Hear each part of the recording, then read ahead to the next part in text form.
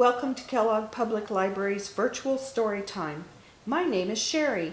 The story I'm going to share with you today is Library Lion by Michelle Knudsen, illustrated by Kevin Hawks. One day, a lion came to the library. He walked right past the circulation desk and up into the stacks. Mr. McBee ran down the hall to the head librarian's office. "Miss Merriweather," he called. "No running," said Miss Merriweather without looking up. "But there's a lion," said Mr. McBee, "in the library."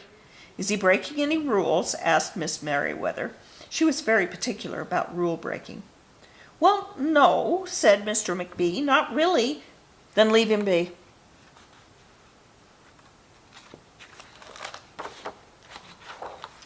The lion wandered all around the library. He sniffed the card catalog. He rubbed his head against the new book collection. Then he padded over to the story corner and went to sleep. No one was sure what to do. There weren't any rules about lions in the library. Soon it was time for story hour.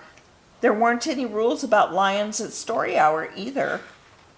The story lady seemed a little nervous, but she read out the first book's title in a good, clear voice. The lion looked up. The story lady kept reading.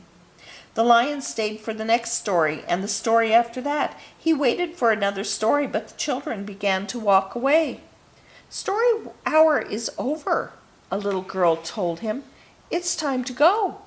The lion looked at the children. He looked at the story lady. He looked at the closed books. Then he roared very loud.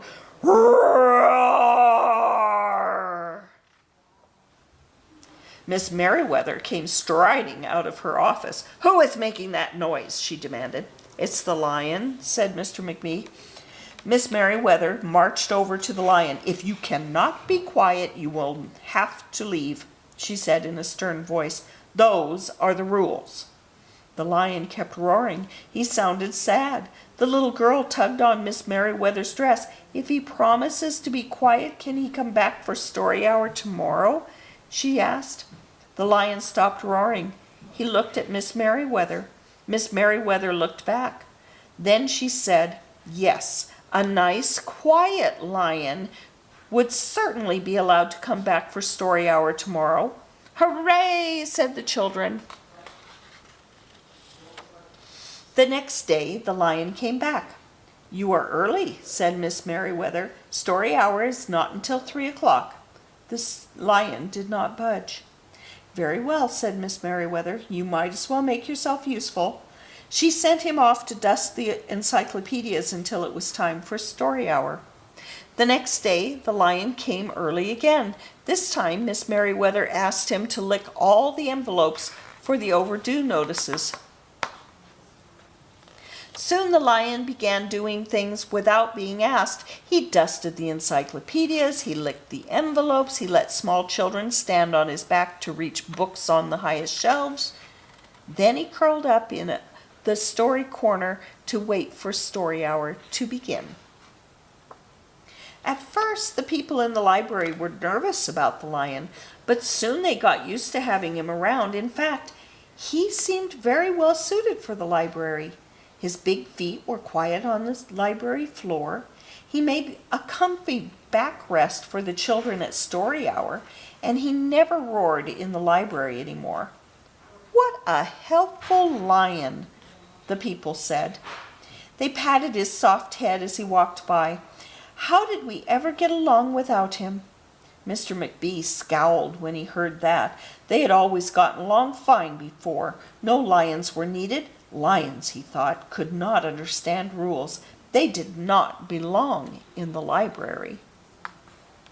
One day, after he had dusted all the encyclopedias and licked all the envelopes and helped all the small children, the lion padded down the hall to Miss Merriweather's office to see what else there was to do. There was still some time left before story hour. "Hello, lion," said Miss Merriweather. "I know something you can do. You can bring a book back into the stacks for me. Let me just get it down from the shelf." Miss Merriweather stepped onto the step stool. The book was just out of reach. Miss Merriweather stood on her toes. She stretched out her fingers. "Almost there," she said. Then Miss Merriweather stretched a little too far. "Ouch!" said Miss Merriweather softly. She did not get up. "Mr. McBee," she called after a minute. "Mr. McBee?" But Mr. McBee was at the circulation desk. He could not hear her calling. "Lion," said Miss Merriweather, "please go get Mr. McBee." The Lion ran down the hall. "No running," Miss Merriweather called after him. The Lion put his big front paws on the circulation desk and looked at Mr. McBee. "Go away, Lion," said Mr. McBee. "I'm busy." The Lion whined. He pointed his nose down the hall towards Miss Merriweather's office. Mr. McBee ignored him. Finally, the Lion did the only thing he could think of to do. He looked Mr. McBee right in the eye. Then he opened his mouth very wide and he roared the loudest roar he had ever roared in his life. Roar! Mr. McBee gasped. "You're not being quiet," he said to the Lion. "You're breaking the rules." Mr. McBee walked down the hall as fast as he could. The Lion did not follow him. He had broken the rules. He knew what that meant. He hung his head and walked toward the doors. Mr. McBee did not notice. "Miss Merriweather," he called as he walked. "Miss Merriweather, the Lion broke the rules. The Lion broke the rules." He burst into Miss Merriweather's office. She was not in her chair. "Miss Merriweather?" he asked. "Sometimes," said Miss Merriweather from the floor behind her desk, "there is a good reason to break the rules, even in the library. Now please, go call a doctor. I think I've broken my arm." Mr. McBee ran to call a doctor. "No running," Miss Merriweather called after him. The next day things were back to normal. Almost. Miss Merriweather's left arm was in a cast. The doctor had told her not to work too hard. "I will have my Lion to help me," Miss Merriweather thought. But the Lion did not come to the library that morning. At 3 o'clock, Miss Merriweather walked over to the story corner. The story lady was just beginning a story for the children. The Lion was not there. People in the library kept looking up from their books and computer screens, hoping they would see a familiar furry face. But the Lion did not come that day. The Lion did not come the next day either, or the day after that. One evening, Mr. McBee stopped by Miss Merriweather's office on his way out. "Can I do anything for you before I go, Miss Merriweather?" he asked her. "No, thank you," said Miss Merriweather. She was looking out the window. Her voice was very quiet, even for the library. Mr. McBee frowned as he walked away. He thought there probably was something he could do for Miss Merriweather after all. Mr. McBee left the library, but he did not go home. He walked around the neighborhood. He looked under cars. He looked behind bushes. He looked in backyards and trash cans and tree houses. Finally, he circled all the way back to the library. The Lion was sitting outside, looking through the glass doors. "Hello, Lion," said Mr. McBee. The Lion did not turn around. "I thought you might like to know," said Mr. McBee, "that there's a new rule at the library. No roaring allowed unless you have a very good reason. Say, if you're trying to help a friend who's been hurt, for example." The Lion's ears twitched.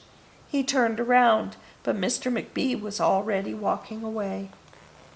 The next day, Mr. McBee walked down the hall to Miss Merriweather's office.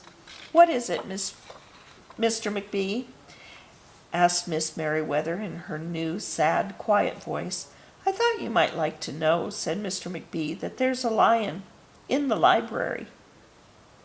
Miss Merriweather jumped up from her chair and ran down the hall. Mr. McBee smiled. "No running," he called after her. Miss Merriweather didn't listen. Sometimes there was a good reason to break the rules, even in the library. And that's the end of that story. Thank you for listening. Please hit subscribe if you can.